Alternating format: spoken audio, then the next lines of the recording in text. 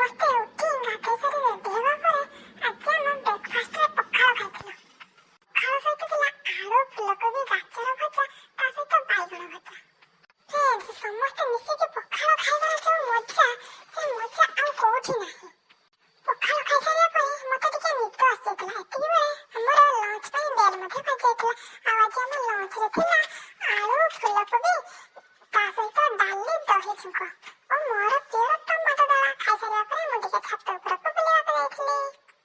ଛାତ ଉପରକୁ ଗଲା ପରେ ତଳକୁ ଆସିବାକୁ ଇଚ୍ଛା ହଉନଥିଲା, କାହିଁକି ନା ରୁମରେ ଯୋଉ ଥଣ୍ଡା ତାହା କହିଲେ ନ ସରେ। ସେତିକି ମଧ୍ୟରେ ସମୟ ଆସି 5ଟା ବାଜିଯାଇଥିଲା ଆଉ ଆମ ପ୍ରେୟାର ପାଇଁ ବେଲ୍ ବାଜିଯାଇଥିଲା। ଆଜି ଦିନରେ ଆମେ ଟିକେ ମାର୍କେଟ ଯାଇଥିଲୁ। ମାର୍କେଟରୁ କୋଳି ନେଇ ଆସିଥିଲୁ। ତାକୁ ଆମେ ଆଜି ସନ୍ଧ୍ୟାବେଳେ ଟିଫିନରେ ଖାଇ ଦେଇଥିଲୁ। ପରେ କିଛି ସମୟ ପଢାପଢି କରିଥିଲୁ। ଏତିକି ମଧ୍ୟରେ ସମୟ ଆସି ରାତି 9ଟା ବାଜିଯାଇଥିଲା। ମୋ ଡିନର ପାଇଁ ବେଲ୍ ବାଜିଯାଇଥିଲା। ଆଉ ଦେଖନ୍ତୁ ଫ୍ରେଣ୍ଡସ୍, ଆଜି ଆମ ଡିନରରେ କଣ କଣ ସବୁ ଥିଲା।